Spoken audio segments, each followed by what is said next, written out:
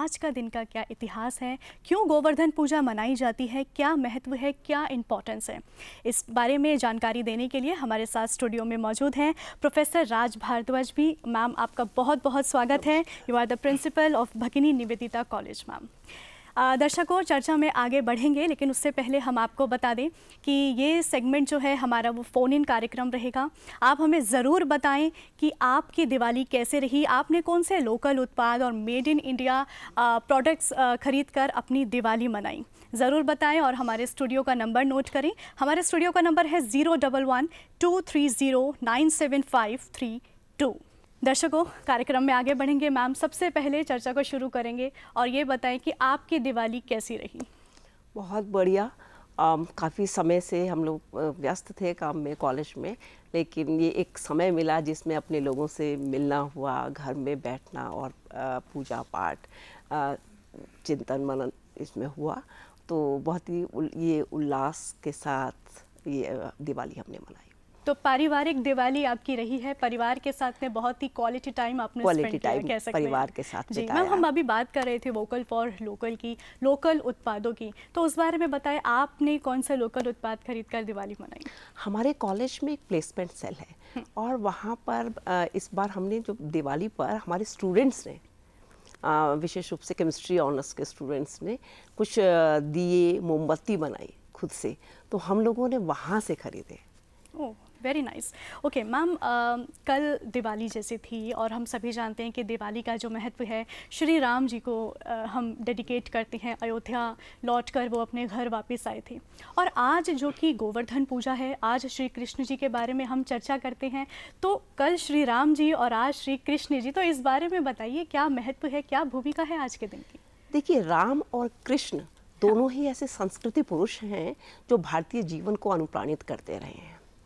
राम और कृष्ण दोनों ही विष्णु के अवतार हैं। एक मर्यादा पुरुषोत्तम है और एक का चरित्र लोकरंजक का है। वो प्रेम का प्रतीक भी हैं और कर्मयोगी भी हैं एक साथ कृष्ण।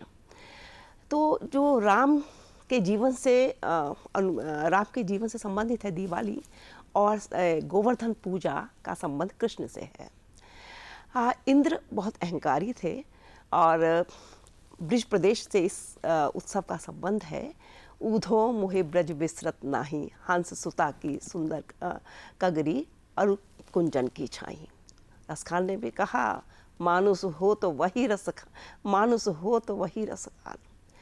बस अब जब जो ब्रिज भूमि है, उत्सव की नगरी है, ये गोवर्धन पूजा उत्तर भारत में विशेष रूप से की जाती है और विशेष रूप से ब्रज प्रदेश से इसका संबंध है। इंद्र अहंकारी थे और अहंकार इतना था कि वो कहते थे कि केवल मेरी ही पूजा की जाए। तो कृष्ण ने उनके अहंकार का दमन करने के लिए कहा लोगों को कि भाई अब इंद्र की पूजा नहीं की जाएगी, और इंद्र कुपित हो गए और इंद्र ने कुपित होकर 6-7 दिन तक मूसलाधार बारिश कर दी। ब्रज प्रदेश डूबने लगा। तब कृष्ण सभी को लेकर गोवर्धन पर्वत पर चले गए, और उस समय तो जो सबसे बड़ा धन था वो था अपने पशुधन। तो सभी पशुओं को लेकर वहाँ के निवासी उस पर्वत पर चले गए, और श्री कृष्ण ने गोवर्धन को अपनी उंगली, कहते हैं कि अपनी उंगली पर उठा लिया। आज के संदर्भ में इसको हम समझ सकते हैं कि उन्होंने उन सभी की, जो वहाँ के निवासी थे, उनकी रक्षा की। तो देख अपार प्रसार गिरिंद्र में प्रजाधिप के प्रिय पुत्र का, सकल लोग कहने लगे उठा लिया। सकल पर्वत को उन्होंने अपनी उंगली पर उठा लिया। तो इस तरह से जब उन्होंने वहाँ के लोगों की रक्षा की, उसके बाद से यह पर्व मनाया जाने लगा और उस पर्वत की पूजा की जाने लगी। बिल्कुल। तो त्योहार हमें यही सिखाते हैं किसी का, कि हमें सरल रहना चाहिए ज़िंदगी में, सिंप्लिसिटी को फॉलो करते हुए रहना चाहिए। प्रोफेसर, आज हम चर्चा में आगे बढ़ेंगे, उससे पहले हमारे साथ एक कॉलर जुड़ गए हैं, सुनील जी। सुनील जी, अपना सवाल पूछें या बताइए आपकी दिवाली कैसी रही। दिवाली के वो काफी बनाते हैं, जो शुभ दीपावली लिखा होता है जी, वो सब हमने लगाया, और जो गिफ्ट्स भी हमने कोशिश किया, जितने भी गिफ्ट्स लें वो सब लोकल आर्टिजन हमारे बनाते हैं, उसके द्वारा हमने एक्सचेंज किए। जी सर। जी थैंक यू सो मच। तो इन्होंने साझा करिए कि इन्होंने दिवाली कैसे मनाई, लोकल आर्टिसंस जो थे और लोकल उत्पादों के ज़रिए इन्होंने अपनी दिवाली मनाई। बहुत अच्छी बात है, ऐसे ही मनाना चाहिए, तभी हमारा देश आगे बढ़ेगा, आत्मनिर्भर भारत बनेगा। तो मैम हम बात कर रहे थे गोवर्धन पूजा की, तो आपने पर्वत का जिक्र किया, ठीक है, श्री कृष्ण जी ने पर्वत को उठाया, तो क्या ये कह सकते हैं कि त्योहारों का जो संबंध है वो प्रकृति से भी माना जा सकता है? बिल्कुल। देखिए, भारतीय जो जीवन है वो प्रकृति से सीधा सीधा जुड़ा हुआ है। अब इसको चाहें आप आज के संदर्भ में अगर हम देखें, देखिए जो हमारे यहाँ जितने भी त्योहार हैं, चाहे वट सावित्री पूजा हो, तुलसी पूजन भी हमारे यहाँ होता है, तो जो जितने भी त्योहार हैं वो प्रकृति से सीधे सीधे जुड़े हुए हैं। आज हम बात करते हैं पर्यावरण संरक्षण की बात करते हैं, चाहे वो धार्मिक महत्व हो और या औषधीय महत्व हो। हमारे यहाँ पर तुलसी का पौधा हर घर परिवार में मिल जाता है। तुलसी का पौधा अपना औषधीय महत्व भी रखता है और धार्मिक महत्व भी रखता है। इसी तरह से वट वृक्ष हो, पीपल का वृक्ष हो, ये ऑक्सीजन देते हैं। तो लेकिन हमारे यहाँ पर माना गया कि जब ये स्वास्थ्य के लिए ज़रूरी हैं तो ये पौधों को लगाया जाता था, और जब किसी को हम बना देते हैं कि बहुत आवश्यक है तो उसको धर्म से जोड़ दिया जाता है। जब धर्म से जुड़ जाता है तो और भी महत्वपूर्ण हो जाता है जी। तो हमारा तो जितने भी पर्व हैं वहाँ आप देखेंगे यमुना स्नान, गंगा स्नान, और इसी तरह से जो वृक्ष की जो पूजा है, तुलसी की पूजा है, तो हम सीधे सीधे प्रकृति के साथ जुड़े हुए हैं। तो मैम कल दिवाली और आज गोवर्धन पूजा और अब है भैया दूज जी, तो भैया दूज में क्या महत्व है, इसकी क्या भूमिका रही है? देखिए, इस पे कुछ अलग अलग कथाएं मिलती हैं। नरकासुर का वध करने के बाद कृष्ण अपनी बहन सुभद्रा से मिलने के लिए जाते हैं, और सुभद्रा उनका स्वागत करती है और गोला देकर उनका तिलक करती है जी। भाई के प्रति जो अनुराग बहनों में मिलता है वो उस भाव को प्रदर्शित करती है, और तभी से यह भैया दूज का पर्व मनाया जाता है। इसके साथ एक और कथा भी जुड़ी हुई है। तो भैया, ये यम और यमी की कथा है। यमुना यम की बहन है और सूर्य की पुत्री है।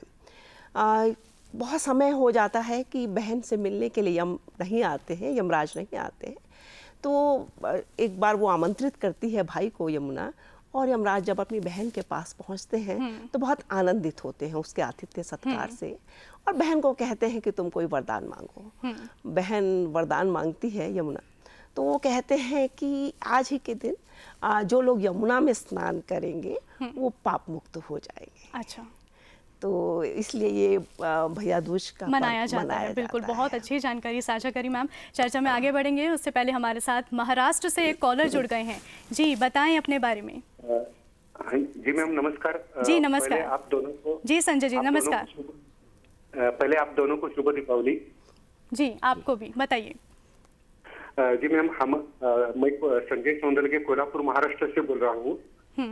यहाँ कोल्हापुर में सभी स्थानिक कलाकार हैं, वो स्थानिक कलाकार मिट्टी के बर्तन बनाते हैं, मिट्टी के दिए बनाते हैं। वहाँ जाकर हमने सभी फैमिलियों ने जाकर मिट्टी के बर्तन लिए, मिट्टी के दिए लिए, और एक अच्छी बात हमने की है कि इस बार की दिवाली हमने अनाथ आश्रम जाकर उन बच्चों से मिलकर वहाँ कुछ खाना बना बांटकर हमने मनाए हैं। वहाँ से हमारे बच्चे लोग को भी खूब खुशी मिली। बिल्कुल और बिल्कुल, बहुत सारा आनंद मिला। Thank you so much. और वाकई मैं कहूँगी कि आपकी दिवाली बहुत अच्छी रही है, और असली दिवाली सिर्फ अपने साथ नहीं, अपनों के साथ तो हर कोई बांटता है, लेकिन कहते हैं कि दूसरों के साथ में, समाज के साथ में अगर हम बांटें तो वो है असली दिवाली, दिवाली के सही मायने हैं। तो मैम हम बात कर रहे थे भाई दूज के बारे में, आपने बताया, तो प्राकृतिक संबंध की हम बात करें तो भाई दूज का भी कोई प्राकृतिक संबंध है? आपने यमुना जी का जिक्र किया था, तो क्या उनको हम कह सकते हैं कि हाँ प्राकृतिक संबंध जी जी जी जी यमुना का संबंध की जो बात आई, मैं बात कर रही थी कि हमारे यहाँ पर जो भी महत्वपूर्ण है, नदियाँ जीवनदायिनी हैं जी। इसीलिए आप देखेंगे सारे शहर नदियों के किनारे बसे हैं। जल तो जीवन है ही, तो जीवनदायिनी नदी होने के कारण हुआ क्या कि हमने उन नदियों को पवित्र मानकर उनकी उपासना प्रारंभ कर दी। जो भी हमें जीवन देता है, चाहे सूर्य हो, सूर्य से प्रकाश मिलता है, नदी से हमें जल मिलता है और पेड़ों से हमें ऑक्सीजन मिलती है। तो जो भी जीवन के लिए महत्वपूर्ण है उसे हमने धार्मिक अनुष्ठान के रूप में मान लिया और उनकी उपासना प्रारंभ कर दी। तो जो चीज़ भी हमारी पूजनीय है, जैसे गंगा मैया, माँ से जोड़ दिया, तो जब माँ हो गई तो माँ को हम कष्ट नहीं दे सकते। बिल्कुल। तो इसी तरह के भाव को लेकर हम देखते हैं कि पर्व मनाए जाने लगे। तो जो चीज़ जीवन के लिए महत्वपूर्ण है उसको जब हमने धर्म से जोड़ा तो उसे स्वच्छ रखना भी हमारा कर्तव्य बन गया, वो पूजनीय हो गई और वहाँ उसे गदला करने की बात नहीं आती। बिल्कुल ठीक कहा आपने। तो त्यौहार हमें बहुत कुछ सिखाते हैं, त्यौहार हमें जीना सिखाता है, त्यौहार हमें परिवार के साथ में रहना सिखाता है, हमारे रिश्तों को और मजबूत बनाता है। प्रोफेसर आज आपने बहुत अच्छी जानकारी साझा करी, अपना कीमती समय निकाल कर आप स्टूडियो में आए, उसके लिए बहुत बहुत शुक्रिया। Thank you so much.